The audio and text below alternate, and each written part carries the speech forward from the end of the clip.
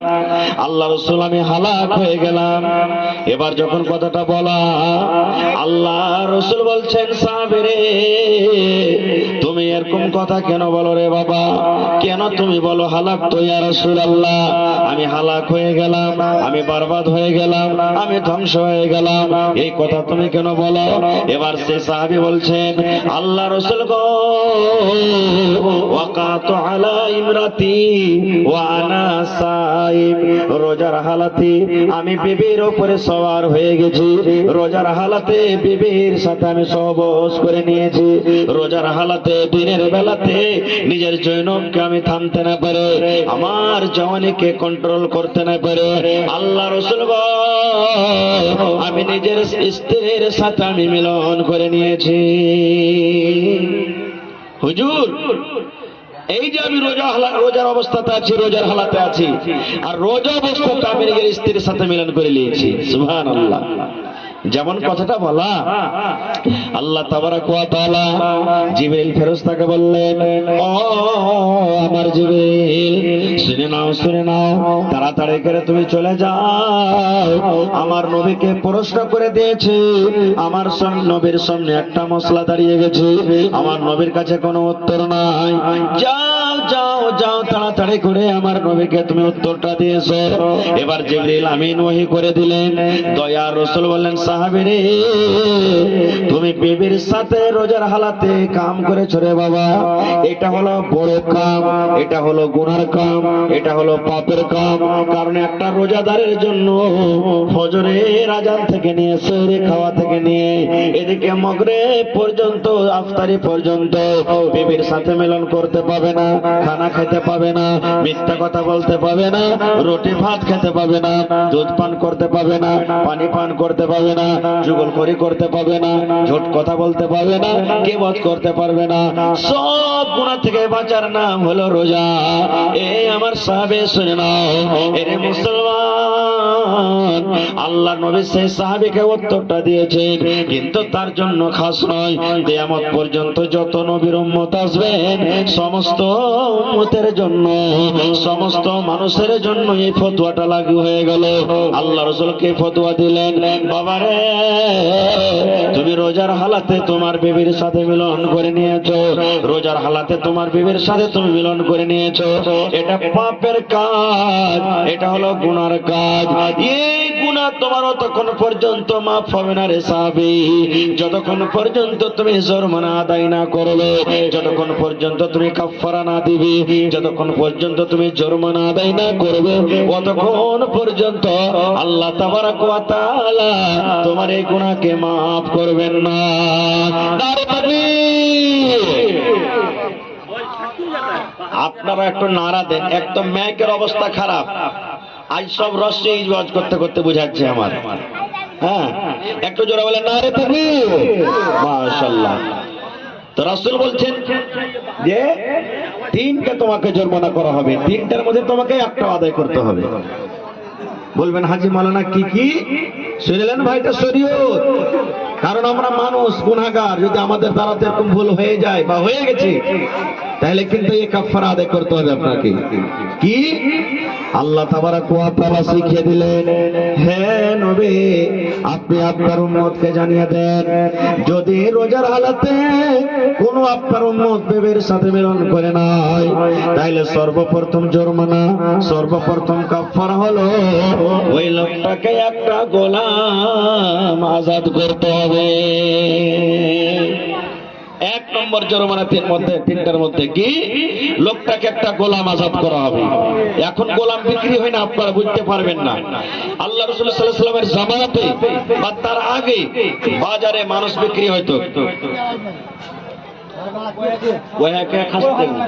आप लोग मिस्त्री, ओरिजिनल मिस्त्री हैं? मैं के लिए कहाँ है आपका मिस्त्री?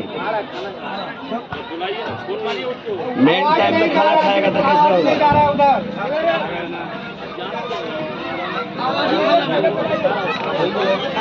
बुलाइए ना तो 1 टका भी नहीं मिलेगा आपको, जलसा लॉस होगा। तो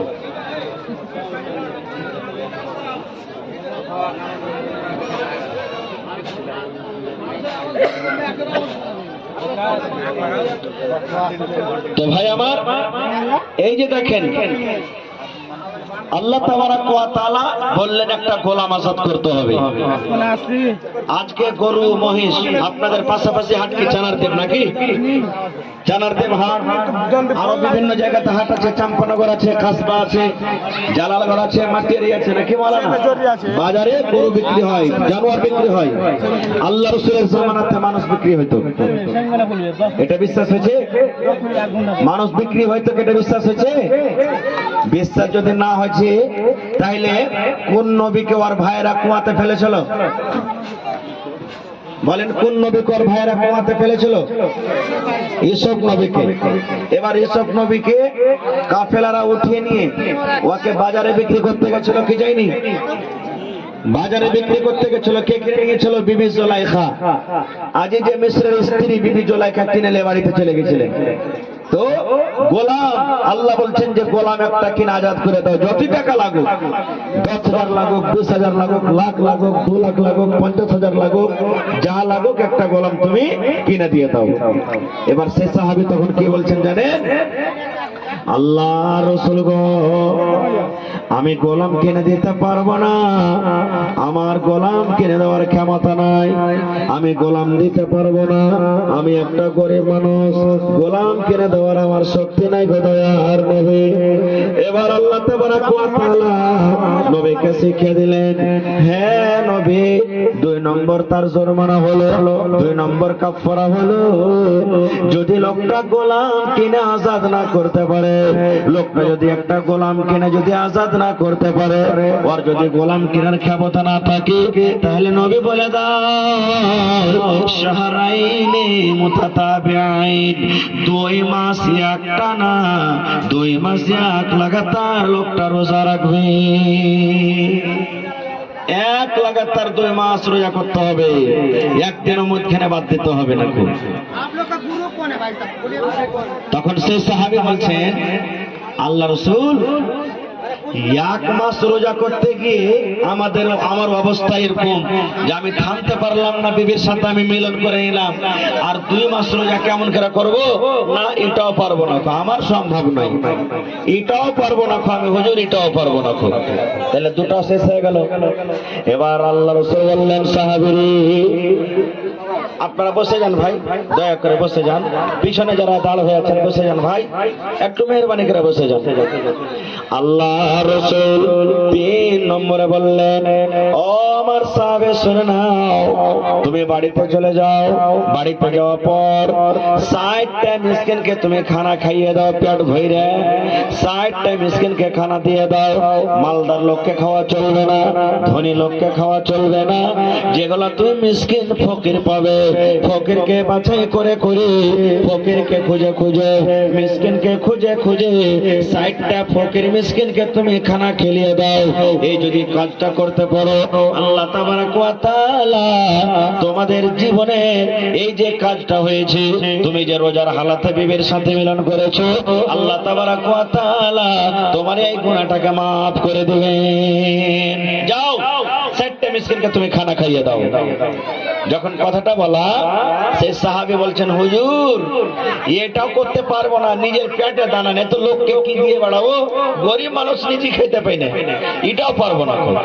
তাহলে 3টাই শেষ, গোলাম আজাদ করতে পারবো না, 2 মাস রোজাও করতে পারবো না, 3 নম্বরে 60টা ফকিরকে খানাও দিতে পারবো না মিসকিনকে। এবার কি হবে? রাসূল বসলে, বসো, তুমি বসে গেলেন। এবার কিছুক্ষণ পর বসে আছেন, একটা লোক 1 বস্তা খাজুর আল্লাহ রাসূলকে দিতে চলে এসেছেন। আল্লাহ রাসূল সাল্লাল্লাহু আলাইহি ওয়াসাল্লাম খাজুরের বড়টা নিয়ে তখন বলছে, এ আইনা সাহেল, আরে ওই সাহেলটা কোথায় যে আমাকে এখনই প্রশ্ন করছিল? সে খাড়া হয়ে গেলেন। এবার রাসূল বললেন, এ আমার সাহাবী শুনে নাও, এই বস্তার খাজুর তুমি নিয়ে নাও, এই বড়ার তুমি খাজুর নিয়ে নাও। আজ খাজুর নেওয়ার পর গ্রামে তুমি চলে যাও, বাড়ি থেকে তুমি রওনা হয়ে যাও, আর 60টা ফকির মিসকিনকে বাছাই করে করে এই বড়ার খাজুর তাকে তুমি খাইয়ে দাও। 60টা ফকির মিসকিনকে দিয়ে দিয়ে এই বড়ার খাজুর তুমি খাইয়ে দাও। এই কাজ করতে পারো, আল্লাহ তাবারাক ওয়া তাআলা তোমার গুনাহকে maaf করে দেবেন। आवाज ठीक कीजिए भाई, आवाज बिल्कुल नहीं है यहाँ पर। बिल्कुल आवाज नहीं है, आवाज चेक कीजिए। बाहर का दिन से आप लोग क्या कर रहे थे? बाहर का भी जो है ना, बाहर का भी जो है दिक्कत है, बाहर आवाज नहीं है। हॉर्न भी लगाए उधर, आप इधर मुंह करके हॉर्न लगाना चाहिए था आपको, इधर मुंह करके वो हॉर्न लगाना चाहिए था आपको। मीनार पे लगा रहे थे, नहीं लगाने के लिए दिया। তো ভাই আমার খরচা হোক। এবার আপনারা মনে মনে বলবেন যে হাজী মাওলানা আমাদের যদি জীবনে এরকম কোনোদিন ঘটনা ঘটে থাকে রোজার হালাতে, তাহলে কি আমরা আদায় করতে হবে? না তো হ্যাঁ করতে হবে। এবার সে সাহাবী বলছেন, হুজুর আপনি আমাকে বলছেন যে বোরার খাজর নিয়ে এলাম আর গ্রামে গ্রামে বাইটা 10 টাকা মিসকিনকে। হুজুর আমার মনে হয় এই মদিনার ভিতরে আমার থেকে গরিব আর কেহ নেই, কাকে দিয়ে বলাবো হুজুর? সব থেকে তো আমি গরিব, আমার থেকে গরিব আর কেহ নাই। যখন কথাটা বলা আল্লাহ রাসূল সাল্লাল্লাহু আলাইহি ওয়াসাল্লাম মুচকি আল্লাহ রাসূল মুচকি মেরে হাসতে গেলেন। হাসতে যাওয়ার পর তখন বলছে, রে আমার সাহাবী বাবা রে, যাও যাও যাও, তুমি তোমার ছেলে মেয়েকে নিয়ে এই খাজর তুমি খেয়ে নাও, যাও তুমি খাজর বাড়িতে নিয়ে চলে যাও। তাহলে একটা হাদিস শিখলেন যে রোজার হালাতে যদি কোনো মানুষ বিবির সাথে মিলন করে নেয় তাহলে এটা ভুল হয়ে গেল, গুনাহ হয়ে গেল। জেনে শুনে যদি কেউ ভুল করে লাই তাহলে 3টা জরিমানা আছে। প্রথম গোলাম আজাদ করতে হবে, গোলামটা এখন পাওয়া যায় না, এটা এই জন্য হুকুম নাজিল হবে না এখন। 2 নম্বরে 2 মাস রোজা করতে হবে, যদি তাও না পারে 60টা ফকির মিসকিনকে খানা দিতে হবে, 60টা ফকির মিসকিনকে খানা দিতে হবে। খানা এই 3টার মধ্যে কোনো একটা কাজ করবে তাহলে আল্লাহ তাবারক ওয়া তাআলা আপনার গুনাহকে maaf করবেন। এবার আর একটু আগে চলেন। এরে আমার মুসলমান ভাইয়েরা, আজকে আমাদের জুবানে মুখে একটা সূরা আমরা জানি, সূরাতুল ফাতিহা। জানি কি জানি না? সূরাতুল ফাতিহা মুখস্থ আছে না নেই? যে কোরআন মাজিদে 114 সূরা আছে, 114 সূরার মধ্যে কোরআন মাজিদে একটা সূরার নাম আছে সূরাতুল ফাতিহা। এই সূরাটার 14টা নাম লেখা হয়েছে। এই সূরাটার নাম হলো সূরাতুল হাম, এই সূরাটার নাম হলো সূরাতুল শুকর, এই সূরাটার নাম হলো সূরাতুদ দুআ, এই সূরাতুর নাম হলো সূরাতুল শিফা, এই সূরাতুর নাম হলো সূরাতুল যিকর। এই করে করে 14 খানি তাফসীরে বাইজাবিতে সূরাটার নাম লেখা হয়েছে। আল্লাহ রাসূল বলেছেন, এ আমার উম্মত শুনে নাও, এই সূরাটার এত ফজিলত, এই সূরাটার এত ফজিলত, এই সূরাটা এত দামি, এই সূরাটা এত দামি। আল্লাহ রাসূল যা তার ফজিলত বলেছেন মুসলমান, আমরা সূরাটা জানি কিন্তু সূরাটার মানে জানি না। সূরাটা মুখস্থ রয়েছে, আমরা নামাজে পড়ি কিন্তু সূরাটার ফজিলত কি সেই ফজিলত আমরা জানি না। বন্ধুরা 1-2টা হাদিস শুনেন। আল্লাহ রাসূল বলেছেন, লা সালাতা ইল্লা বিফাতিহাতিল কিতাব। আপনি জানাজার নামাজ পড়বেন, আপনি তারাবির নামাজ পড়বেন, আপনি ফরজ নামাজ পড়বেন, আপনি তাহাজ্জুদের নামাজ পড়বেন, যে কোন দুনিয়াতে নামাজ পড়েন রে মুসলমান, আল্লাহ রাসূল বলেছেন উম্মত তোমার নামাজ যতক্ষণ পর্যন্ত হবে না, যতক্ষণ পর্যন্ত নামাজে তুমি সূরাতুল ফাতিহা তেলাওয়াত না করবে। সূরাতুল ফাতিহা না পড়লে তোমার নামাজ হবে না। তাহলে যখন শিখতে এসেছেন এটা শিখার জায়গা, একটা আর একটা আপনাকে ছেদ শিখিয়ে দিই, তারপরে সূরাতুল ফাতিহা আপনাদের সামনে বলবো। কি আজকে যত লোক এখানে বসে আছেন, আহারে কোন মানুষের 50 বছর বয়স হয়ে গেল, কারোর 60 বছর হয়ে গেল, কারোর 20 বছর হয়ে গেল, কারোর 30 বছর হয়ে গেল। জীবনে আপনি কত জানাজা পড়েছেন? মায়ের জানাজা পড়েছেন, বাপের জানাজা পড়েছেন, দাদু দাদি নানা নানির জানাজা পড়েছেন, গ্রামের এলাকার কত জানাজা পড়েছেন মুসলমান। জানাজা পড়িতে হবে। আল্লাহ রাসূল বলেছেন একটা মুসলমান আর একটা মুসলমানের পড়তে 7টা হক আছে, একটা হাদিসে 6টা হক আছে। তার মধ্যে একটা রাসূল বলেছেন যখন তোমার বাড়িতে জানাজা হবে, গ্রামে যখন জানাজা হবে, আল্লাহ রাসূল বলেছেন তোমাকে জানাজার নামাজে শরীক হতে হবে। এবার যত লোক এখানে বসে আছেন আমি এক এক করে যদি জিজ্ঞাসা করি, এ নানা আপনার বয়স 50 বছর হয়ে গেল, এ দাদু আপনার বয়স 60 বছর হয়ে গেল, জীবনে আপনি কত জানাজার নামাজ পড়েছেন দাদু? একটু স্টেজে আছেন আর আসার পরে জানাজার নামাজ কেমন করে পড়িতে হবে, জানাজার নামাজ কেমন ভাবে পড়িতে হয়, আল্লাহর নবী কিভাবে জানাজার নামাজ পড়ার আদেশ করেছেন, জানাজার দোয়াটা কি। বন্ধুরে আমার মনে হয় এখানে হাজার হাজার মানুষ বসে আছে, 10টা 20টা 50টা 100টা লোক ছাড়া সব লোক ফেল করে যাবে।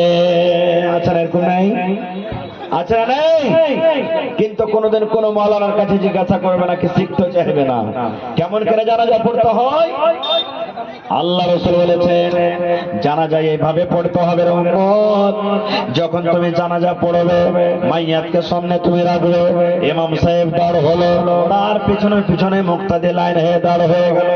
এখানে আরো একটা কথা বলে দিই, জানাজার নামাজ যখন আমরা পড়িতে খাড়ই, কত ভাইকে দেখবেন যে চাপ্পল খুলে সাইডে রেখে দিবেন, কেউ দু পার মধ্যখানে রাখবেন, কেউ তো চাপ্পল খুলে দূরে রেখে দিলে, আর কেউ তো চাপ্পল তো খুলবে কিন্তু খোলার স্টাইল দেখেন, ওই চাপ্পলের ফিতে থেকে পাটাকে বের করে ওর পরে দাঁড় হয়ে থাকে। আছে না এরকম? হানা বলেন না ভাই, আছে না নাই? আছে ভাই। ম্যাকের অবস্থা খুব খারাপ, একটু সাথ দিবেন আমার। এবার আপনি বলেন লোকটা চাপ্পল কেন খুললে, যে চাপ্পল পায়ে নামাজ পড়তে হয় নাকি, এই জন্য তো খুললে। এবার আপনি বলেন যে চাপ্পলের পায়ে, চাপ্পলের উপরে দাঁড় হয়ে আছে, ওইটা আর চাপ্পল পিন্দা হলো না, হলো না, হলো না, হইলো। কান সোজা মানে ধরেন তাও কান ধরা হবে, আর ঘুরিয়ে যদি ধরেন তা কান ধরাই হলো। হায় আল্লাহ। এ ভাই, যদি আপনার বিশ্বাস আছে যে না আমার চাপ্পল ভালো আছে, কোনো গুগন্ধর ময়লা লেগে নাই, আপনি চাপ্পল পিন্দে জুতা পিন্দে নামাজ পড়েন, কোনো মানা নাই, কোনো মানা নাই। এবার যদি আপনাকে বিশ্বাস না আছে যে কে জানি আমার চাপ্পলে কি আছে না আছে, তো ফিতে খুলে আপনার হবে না, চাপ্পল খুলে আপনাকে সাইডে করতে হবে না, তো দুপার মধ্যখানে করেন, ভালো করে পিন্দে থাকেন, আর না তো দুপার মধ্যখানে করলেন আপনি চাপ্পল খুলে। এবার আপনি নামাজে দাঁড় হবে, আল্লাহু আকবার বলে এখানে বুকে হাত বাঁধবেন আপনি।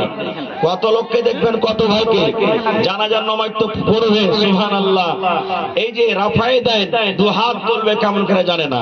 কত ভাইকে দেখবেন তালোয়ারের মতন হাত কানটাকে চোখাইবে এমনি করে, আল্লাহু আকবার, এই যে তালোয়ারের মতন। জি না, চলবে না। হাত আপনাকে কেবলার দিকে এরকম ভাবে করতে হবে, ভেতরটা কেবলার দিকে আপনার থাকা চাই, পশ্চিম দিকে থাকা, যেটা আমাদের কেবলা। তারপরে কত ভাইকে দেখবেন কান ধরে বলবে আল্লাহু আকবার, কান ধরার হাদিস নেই, কান ধরাও চলবে না আপনার। শিখলেন জীবনে কাজ দিবে ভাই জানাজা পড়া, তাহলে কি করতে হবে? কত ভাইকে দেখবেন জানাজা পড়বে, এই যে হাত মাথা থেকে উপরে করে দিলে আল্লাহু আকবার, এটা হাত তোলা হলো না আপনার। কত ভাইকে বগলে সাটিয়ে থাকবে আল্লাহু আকবার, এটা হলো না। তাহলে কেমন করে? आपका बाजा ही खराब है। আল্লাহ রাসূল সাল্লাল্লাহু আলাইহি ওয়াসাল্লাম বলেছেন যে তুমি আল্লাহু আকবার বলবে কিভাবে, এই লোকগুলা যাচ্ছে তোমাকে সাটিয়ে রাখতে হবে না। এক ঘন্টা বাদ তো ভাই আমার, এই যে দেখেন আমার দিকে দেখেন, আপনার এই লোকগুলা পশ্চিম দিকে থাকবে হাতটা, আর এই বগলের সাথে থাকবে না, এই বুড়ালা ঘাড় পর্যন্ত থাকবে, আর এই লোক কান পর্যন্ত থাকবে। আল্লাহু আকবার বলে হাত বাঁধলেন জানাজার নামাজে। এবার হাত বাঁধার পর কি দোয়া পড়বেন বলেন তো আপনারা? জোরে বলেন, কি দোয়া পড়বেন? হায় আল্লাহ, আল্লাহু আকবার বলে হাত বেঁধে নিলেন, দিয়ে কি দোয়া পড়বেন? আল্লাহুম্মা, আরো জোরে বলেন আল্লাহুম্মা। কিন্তু বায়াত বাণী এটাতে নাই, জানাজার নামাজে বায়াত বাণী নাই। জানাজার নামাজে বায়াত বাণী পড়তে হবে না আপনাকে। কি করতে হবে? আউযু বিল্লাহি মিনাশ শাইতানির রাজিম, বিসমিল্লাহির রহমানির রহিম পড়ে গোটা সূরাতুল ফাতিহা আপনাকে তেলাওয়াত করতে হবে। আপনাকে সূরাতুল ফাতিহা পড়তে হবে। আপনাকে সূরা, এদিকে ঘোরান মাওলানা, একটু বাক্সটা এদিকে স্টেজের দিকে ঘোরান। আল্লাহ রাসূল বলেছেন, উম্মত, আমার উম্মত তুমি শুনে নাও, যখন তুমি আল্লাহু আকবার বলে হাত বাঁধবে উম্মত, আউযু বিল্লাহি বিসমিল্লাহ বলে তোমাকে সূরাতুল ফাতিহা তেলাওয়াত করতে হবে। তারপর রাসূল বলেছেন, যখন সূরাতুল ফাতিহা পড়া হয়ে গেল, বিসমিল্লাহির রহমানির রহিম পড়ো, তারপরে অন্য কোনো একটা সূরা পড়ে না। বেশিরভাগই আমরা সূরাতুল ইখলাস পড়ি নাকি? ইখলাস পড়েন তাও চলবে, কিন্তু যদি কেউ বলে যে আমি সূরাতুল ইখলাস পড়বো না, দোসরা অন্য কোন সূরা পড়বো তাও চলবে, মানে একটা জোড়া লাগাইতে হবে। এবার এক তাকবীর হয়ে গেল, তারপর আল্লাহু আকবার বলে আবার হাত বাঁধে। জানাজার নামাজে দেখবেন কত লোক তাকবীর যখন পড়ে তখন মধ্যখানে যেগুলো তাকবীর আছে ওগুলা তো হাত উঠাই নেয়, আছে না? না দেখেছেন আপনারা? কত লোক আল্লাহু আকবারে হাত উঠায়, কত লোক উঠাই নেয়। তাহলে যারা উঠাই না ঝগড়া করিয়েন না ভাই, ঝগড়া করিয়েন না।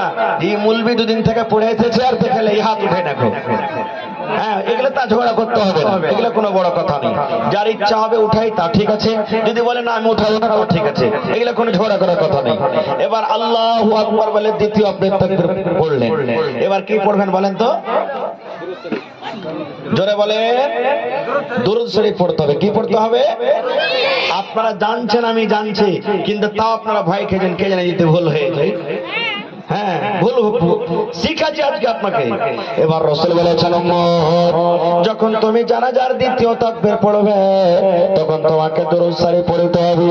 আল্লাহুম্মা সাল্লি আলা মুহাম্মাদ ওয়া আলা আলি মুহাম্মাদ কামা সাল্লাইতা আলা ইব্রাহিম ওয়া আলা আলি ইব্রাহিম ইন্নাকা হামিদুম মাজিদ। আল্লাহুম্মা বারিক আলা